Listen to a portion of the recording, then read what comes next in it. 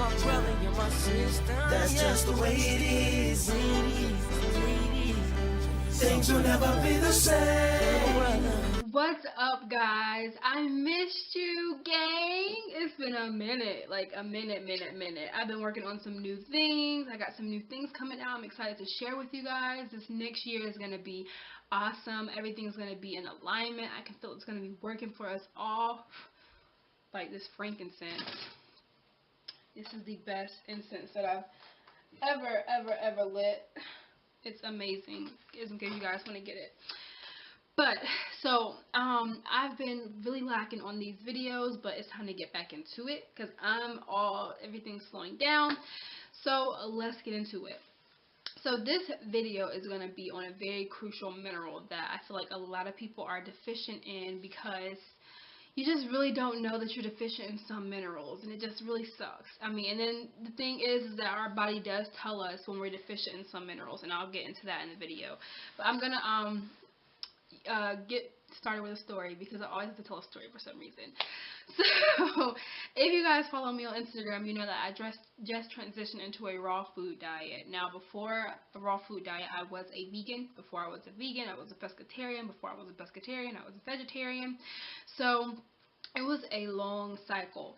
Now, I know I've done a lot of research and all that stuff like that, and read a lot of books, and the one thing that continues to stand out to me more than anything is mineral deficiencies, because a lot of people go into new raw lifestyles and stuff like that, and new diets, and they don't know that they're deficient in certain minerals, and they don't know that they're deficient in certain vitamins and stuff like that, and they think, oh, well, you know, I'm eating plants, I'm getting it from these sources and stuff like that, and that's just not the case, because a lot of the ways of the world, the things that they're doing to our food.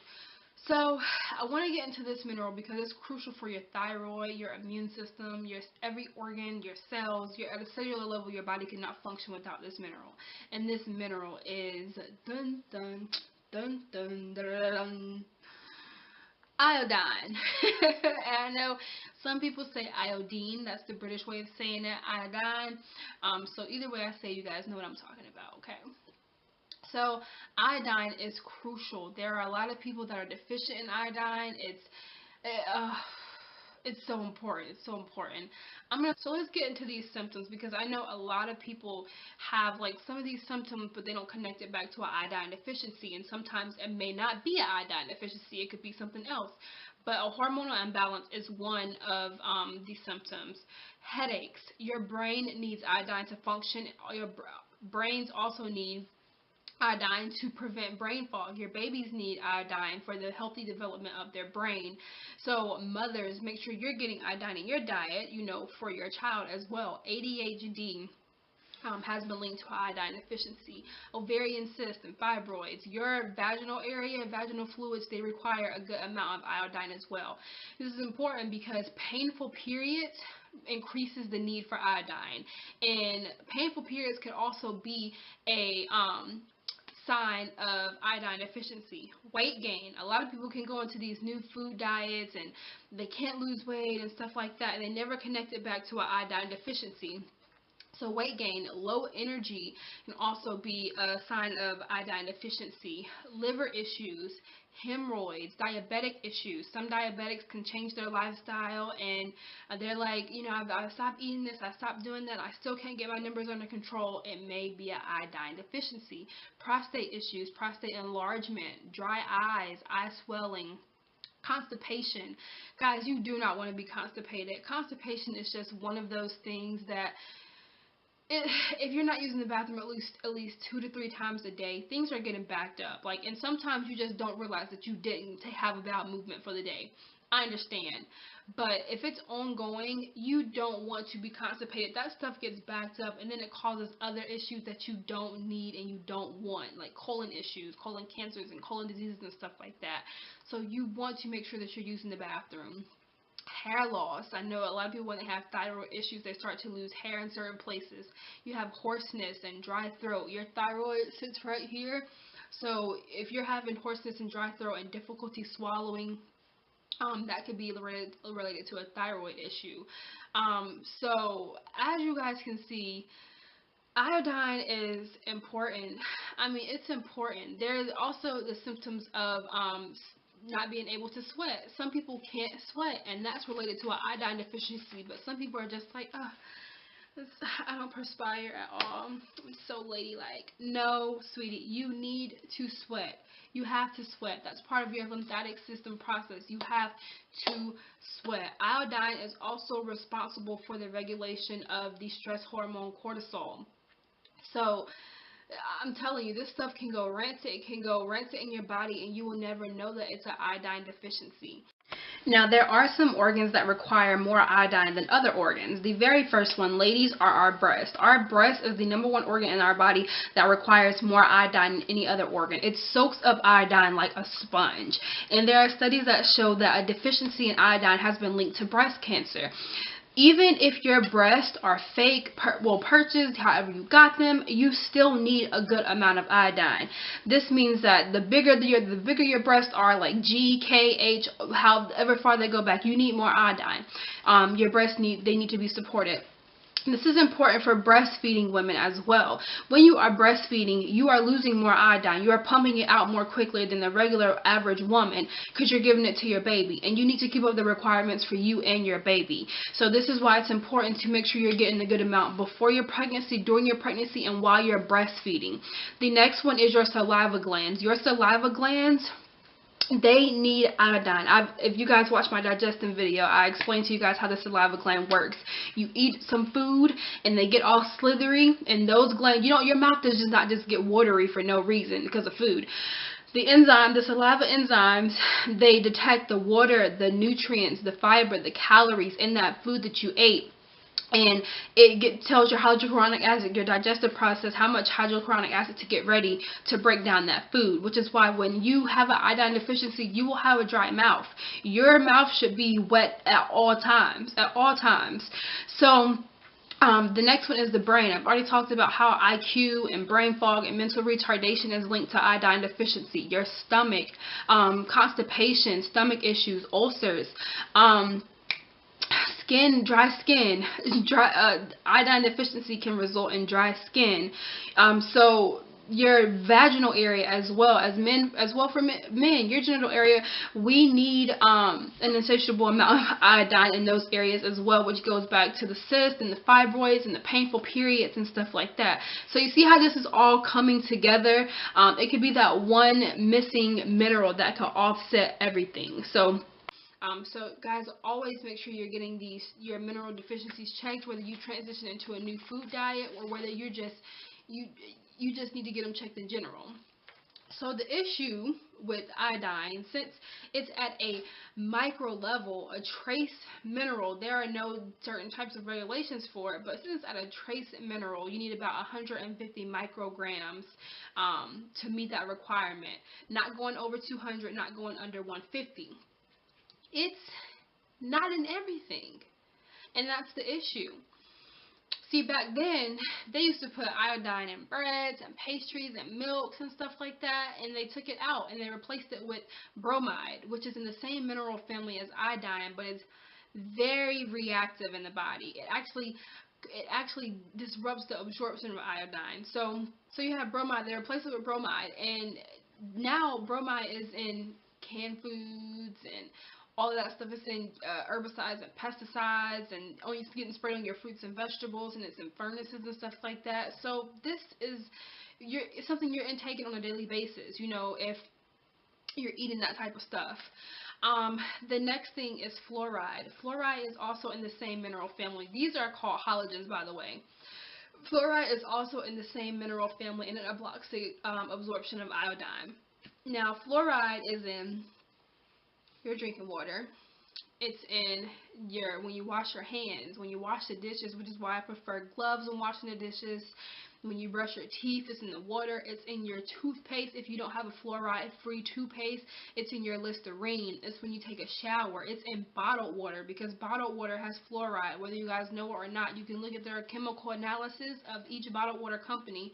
Some of them, not all of them, and they have fluoride. They have to show you that that's in there. And most bottled water is just tap water anyways. So It's in fluoride is not stuff. The next one is in The next one is chlorine, because chlorine is in the same mineral family as well, and it's also blocks the absorption of iodine.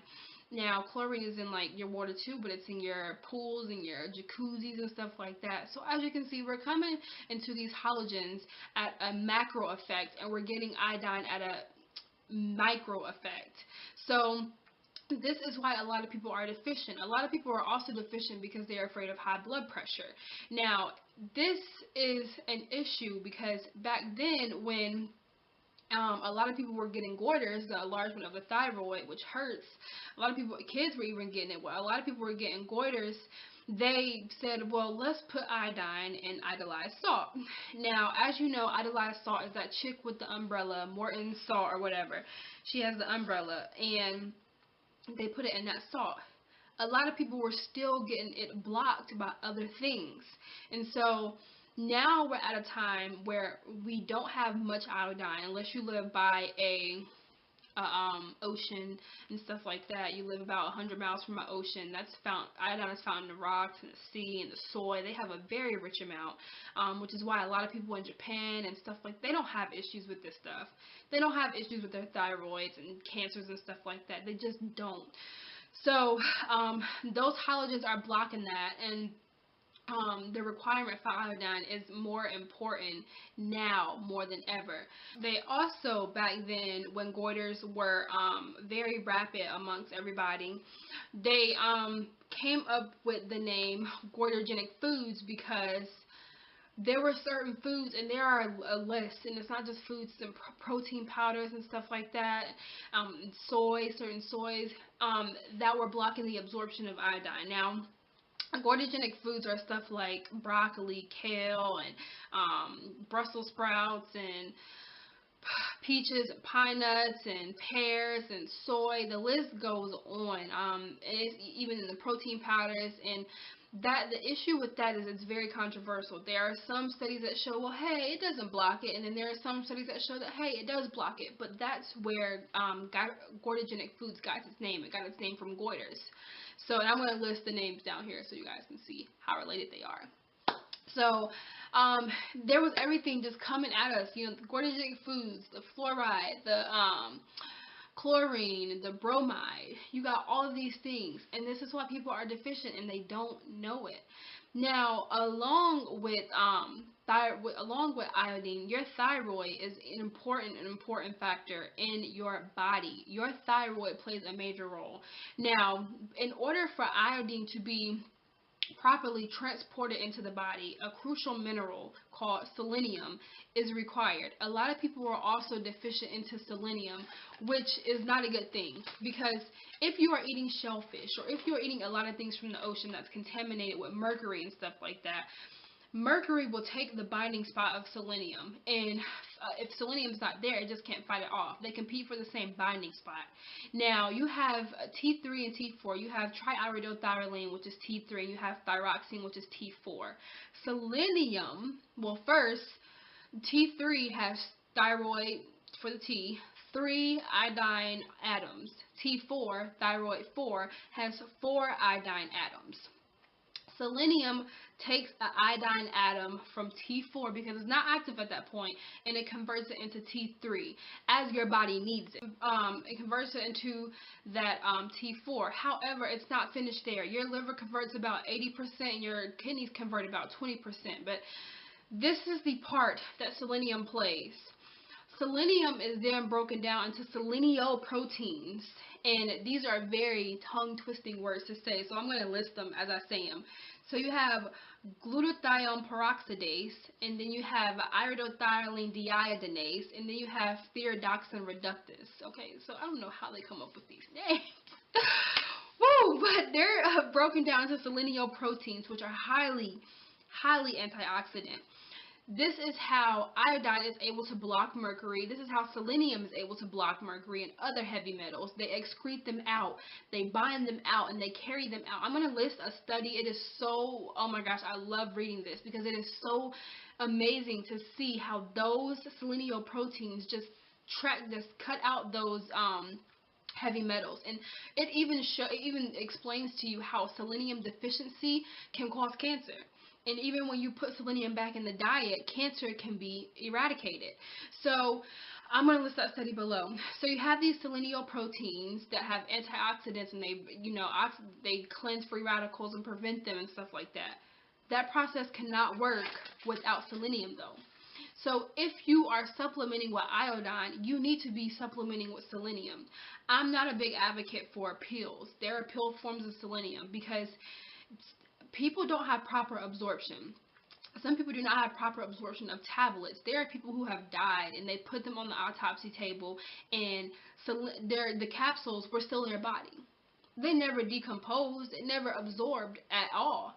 Never absorbed. So selenium, you can get selenium in Brazil nuts. If you guys look at the previous video I did with the dates stuffed in Brazil nuts are about that big. And you only need 2 nuts. That's how medicinal they are. That's how much selenium it contains. You only need 2 nuts. Hell, probably even 4 a week. That's all you need. That's all you need. I'll also list a Brazil nut study in the description as well. But selenium is very powerful. You do need it though, because without selenium, iodine cannot be transported properly. Now, as well as iodine, you can find iodine in kelp. This is a kelp powder. It does smell very sea-like. I did do a smoothie recipe on my page. You guys can go check out because it does under the sea. Woo! Under the sea. You guys, I don't know, I use it so much. I'm not sure why I'm not used to that smell yet. But you can check out that smoothie recipe. Also, bladderwrack. You want to make sure that you're getting it from a reputable source though, because there are a lot of fake things that is just coming out, and a lot of contaminated and stuff like that, and you don't need contamination. Like shellfish can be contaminated. It also has a source of iodine and mercury, but if you have iodine present, it blocks the mercury out. So bladderwrack, kelp, you have your pink Himalayan salt, which I prefer over that Morton's salt and stuff like that, or Celtic sea salt. So that's why iodine and selenium are both important. I hope that if you guys are, going through any issues with your iodine deficiencies, you also take into consideration that we do have xenoestrogens that are out here in the world that mimic your natural hormones that also affect your thyroid. There are things that are, xenoestrogens come from like plastics and pollutants and chemicals and stuff like that. You got plastic when you drink water. You got plastic in your skincare that comes because they package it in plastic bottles and stuff like that. So you just want to be careful and stuff. So this whole process of iodine is important, guys. It is super important. Like, one key mineral could offset a lot of things.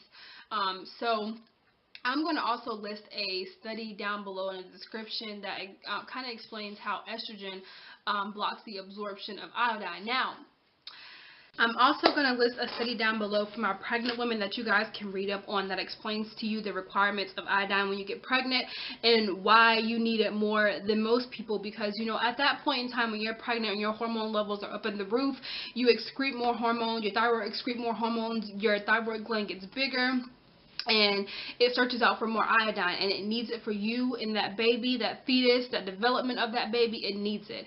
In that study is also a, I want to say it's a world national nutrition study that shows that in 2005 to 2010, American women were deficient in iodine, and this led to the increase of development issues in the baby. So definitely check out those studies. Definitely, when you get some time, check out the xenoestrogen studies, check out the hormonal birth control and the birth control therapies and all that stuff studies, because everything is coming to us all at once, and it's better to be prepared for these things, and so we can be able to prevent them. So as always, guys, stay natural, stay true, and be you. And until next time, fam. When we kill each other, it takes skill to be real time to heal each other.